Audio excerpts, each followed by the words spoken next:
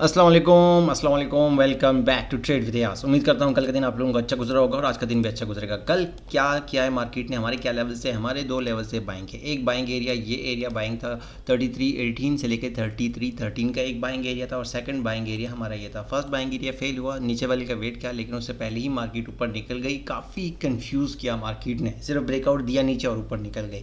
अब ये buying area कल बताया क्यों था, आज भी इसकी इम्पोर्टेंस है। कल ये बाइंग एरिया इसलिए बताया गया था क्योंकि मार्केट ने यहाँ से मार्केट नीचे आई और फिर ये वाला हाई ब्रेक किया। मार्केट ने अगेन मार्केट नीचे आई और अपना हाई ब्रेक करके एक बुलिश साइन दिया था। तो हम ये एक्सपेक्ट कर रहे थे कि अगर मार्केट ने ऊपर जाना है तो एटलीस्ट कम से कम इन एरियाज़ पे, ऑर्डर ब्लॉक के एरियाज़ पे आना चाहिए और यहाँ से ही मार्केट को ऊपर जाना चाहिए और अपना पिछला हाई को ब्रेक करना है।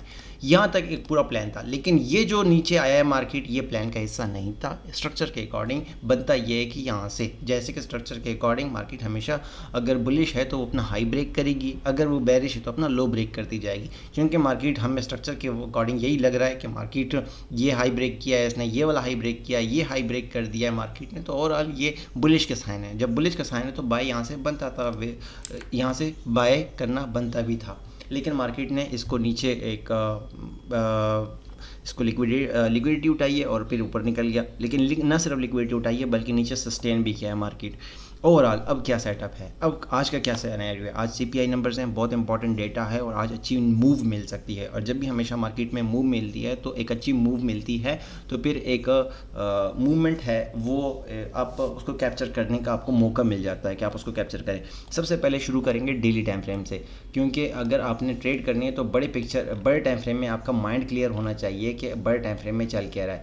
इस वक्त अगर हम बड़े टाइम फ्रेम की बात करें तो इस एरिया पे चेंज ऑफ करेक्टर आया हुआ, इस एरिया पे चेंज ऑफ करेक्टर आया हुआ, मार्केट ने अपना हाई ब्रेक करके बुलिश साइन दिया। अब मार्केट ने यहाँ से ब्रेकआउट के बाद ये एक हाई लगाया और अब मार्केट एक साइडवेज कंसोलिडेशन फेज में है डेली टाइम फ्रेम में। जब तक मार्केट इसके ऊपर है और ये एरियाज़ हैं जब तक इनके ऊपर है तब तक ये डेली टाइम फ्रेम में आपका बुलिश ही है, नो डाउट। अब अगर हम आ जाते हैं H4 में कि H4 में क्या सेटअप बन रहा है। H4 में मार्केट ने एक ट्रेंड लाइन ड्रॉ किया, एक ट्रेंड लाइन को रिस्पेक्ट देते हुए नीचे आ रही है और एक ट्रेंड लाइन को रिस्पेक्ट देती हुई नीचे आ रही है। फिर यहाँ पे इसने एक थर्सडे वाले दिन मार्केट ने मंडे वाले दिन मार्केट ने ये ब्रेक किया पिछले हफ्ते और फिर मार्केट सारा हफ्ता, पिछला हफ्ता इसके ऊपर सस्टेन किया। मार्केट में बुलिश साइन कहाँ मिला है, मार्केट में बुलिश साइन हमें H4 में यहाँ पे मिला हुआ है। मार्केट ने ब्रेकअप स्ट्रक्चर दिया तो इसके अकॉर्डिंग मार्केट को या तो यहाँ से ही बाय हो जाना चाहिए या फिर इन एरिया से, और इन एरियाज़ को हमने मार्क कर लिया। इन एरियाज़ में ही मार्केट ट्रेंड लाइन को भी टच कर रही है और इन एरियाज़ में सपोर्ट भी पड़ा हुआ है। तो H4 और डेली टाइम फ्रेम हमारे पास क्लियर कट बुलिश है जब तक मार्केट इन एरियाज़ को रिस्पेक्ट देती है, जब तक इसकी नीचे क्लोजिंग नहीं आती। और ये हमारे पास है 88 का एरिया, ऑलमोस्ट 88 का एरिया। जब तक इसकी नीचे क्लोजिंग नहीं आती तो H4 में आपके पास ये गोल्ड बुलिश ही है। अब अगर हम आ जाते हैं छोटे से छोटे टाइम फ्रेम में, एरिया को मिनिमाइज़ करते हैं। याद रखें कि डेली टाइम फ्रेम थोड़ी देर पहले एक्सप्लेन किया, H4 एक्सप्लेन किया, दोनों बुलिश है हमारे पास। डेली कब तक बुलिश है वो भी बता दिया, H4 कब तक बुलिश है वो भी बता दिया। अब हम उसको मिनिमाइज़ करते हैं कि कौन से एरियाज़ हैं जहाँ पर हम टारगेट कर सकते हैं। अब हमारा टारगेट एरिया होगा, नेक्स्ट एरिया है 70 से लेके 77, 70 से लेके 75, 70 से लेके 75 का एक एरिया है जिसको हम टारगेट, जहाँ से हमें सेल मिल सकती है। ये एरिया है जहाँ से अगर मार्केट हमें मिलती है तो हम यहाँ से सेल करेंगे मार्केट को।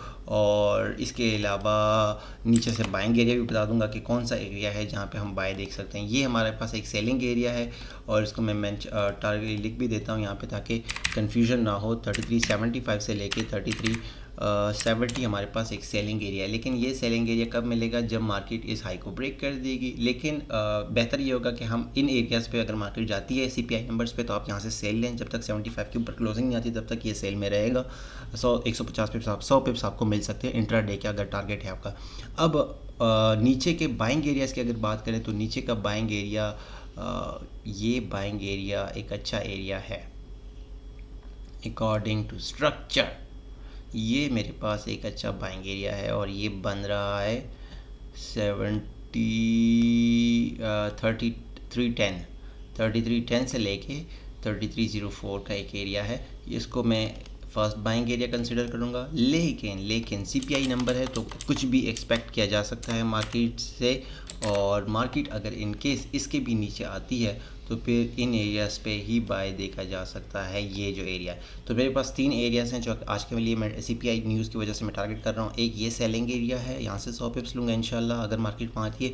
सेकंड मेरा बाइंग एरिया ये है 3310 से लेके 3304 का बाइंग एरिया। एंड सेकंड मेरा बाइंग एरिया ये है इन केस CPI बहुत ही वर्स्ट या गुड आ जाते हैं, अच्छे नंबर आ जाते हैं, तो गोल्ड गिरेगा, और गिरेगा तो फिर मैं यहाँ से बाय ले लूँगा। तो मैंने 3 एरियाज़ बता दिए हैं, स्ट्रक्चर भी बता दिया कि बुलिश है और कब तक बुलिश है स्ट्रक्चर।